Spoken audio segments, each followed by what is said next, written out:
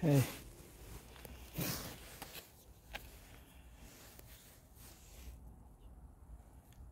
JB Weld, ito yung pinagkakatiwalaan ko at napakabisa pagdating sa pagtatapal ng kung may butas yung inyong tampucho. Even yung napakalaki na katulad ng sa amin. May mga past video ko na hindi ko pa na-upload, pero meron akong na-upload na dalawa yata nandun sa Oldlen, OLDLENN kung hindi ako nagkakamali. Isa doon at isa dito sa Lakay, Laur. Ngayon, basta doon sa Oldlen meron sigurado nun. Check nyo yun. Ikalawa sa pinakang marami kong views kasi maraming may butas ng tambucho yung muffler. Kaya check nyo yun kung paano ko ilagay. Ikalawa nun, updated na, nakagawa ko ng paraan. Naglagay ako ng screen, yung mesh. Mas nalaman ko na mas pino, mas maliliit ang mesh, like a quarter size yung mesh nya. Mas mabuti, mas madaling kumapit ito. Kaya tingnan niyo yun.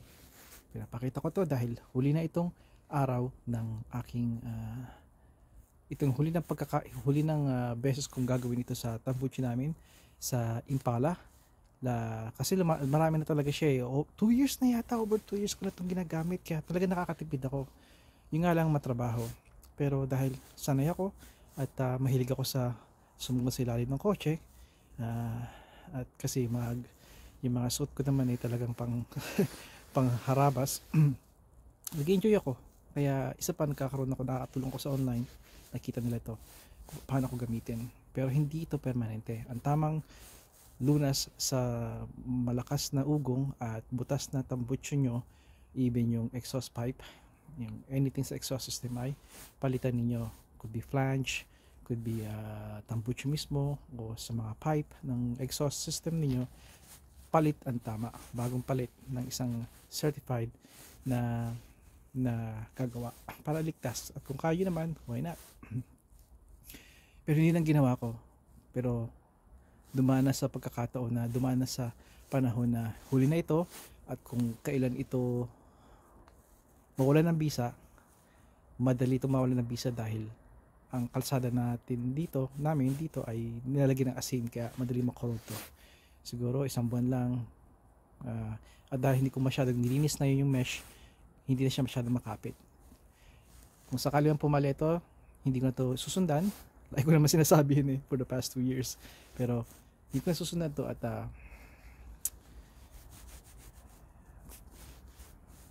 kukuha na kami ng bagong tambucho, dalawa, plus yung gitna ng yung pipe ng exhaust pipe, yung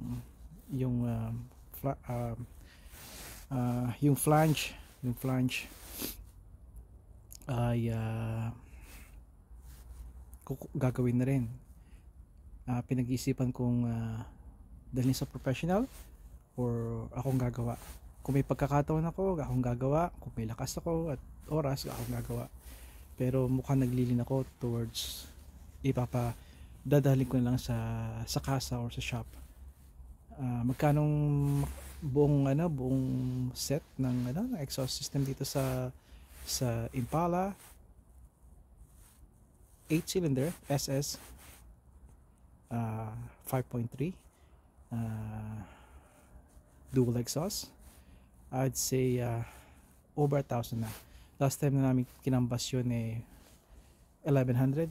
Siguro ngayon close to, that was last summer, so maybe dagdagan yun another $200. We're looking about 1,300 plus tax, and siguro we're looking about that range. Okay, 1,300-1,500.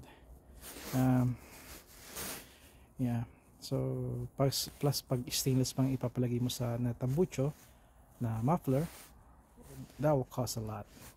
Yeah, huwag natin pag-usapan yun dahil wala kang balak palagay ng stainless. So, although that would be nice, hindi ka nakakalawangin, di ba? So ito, papakita ko sa inyo yung ginagawa ko dito sa malaking trabaho ko ngayon, at pinili ko ang panahon nito, madaling araw na. Ito. Yan. Tapos bubuksan ko yung ilaw ko ng aking headlight. Boom. Mas maliwanag ba yan? Oh, ito ang plano patak. Ito yung dalawang winter tires ko para yun sa likod. Doon yung dalawa nakabit ko na. Tapos ito, since meron pa yung bukas yung bintana niya, bukas yung gulong niya, wala pang gulong.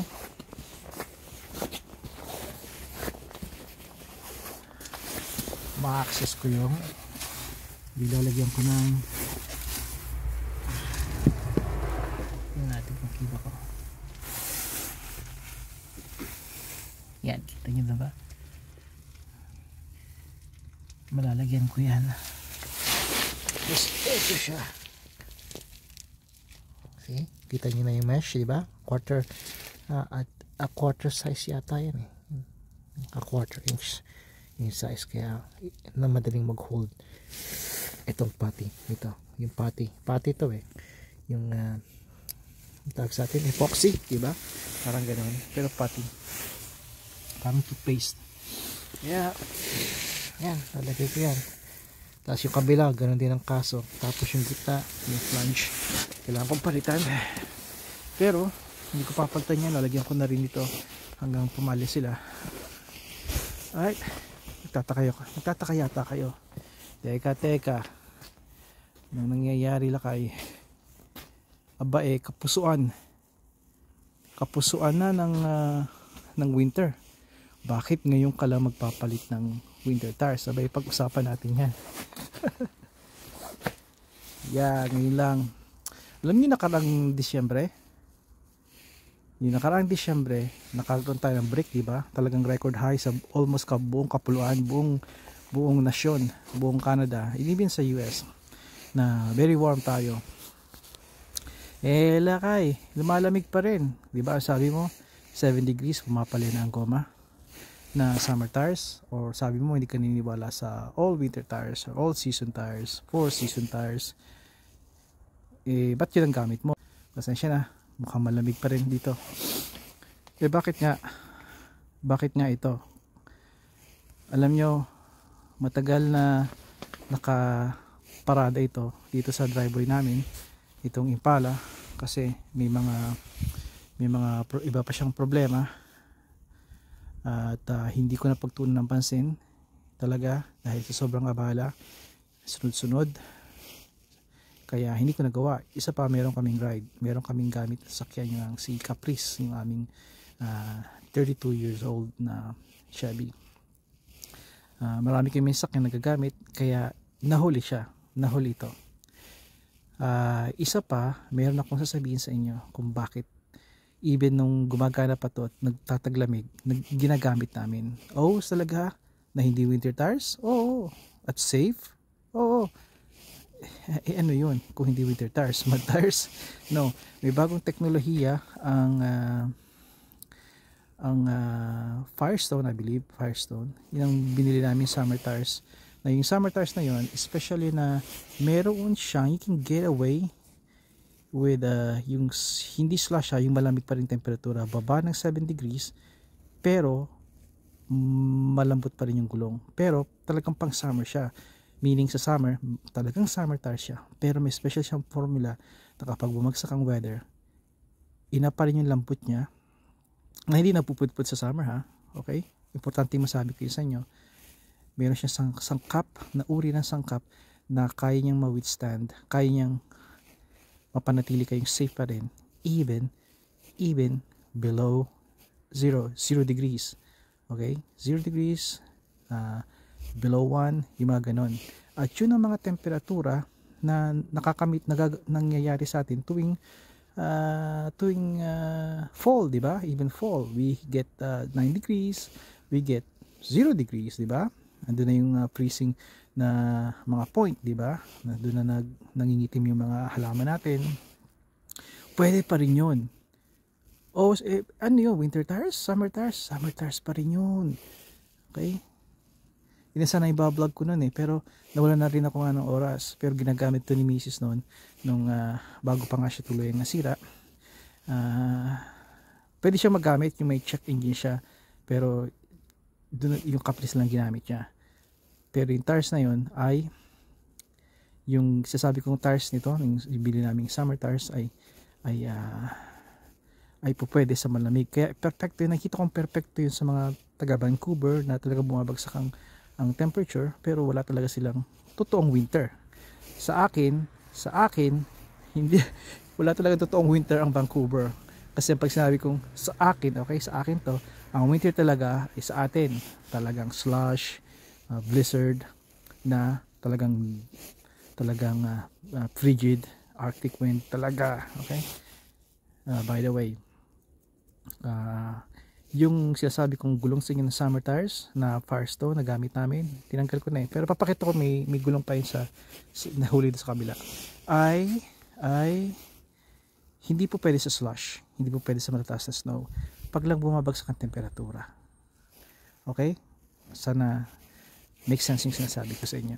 Kaya hindi po pwede pa rin yung sa winter, kaya hindi ko masasabing winter tires yun. Pero pag bumagsak ang temperatura, yun nga, 1 degree, 0, minus 1 degree, minus 5, yun, minus 5, at tuyo naman, walang snow, okay siya.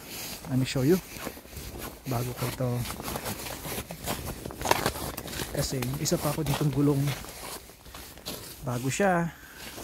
Let's see, anong pangalan niya? Yan ang pangalan niya, yan, Firehawk.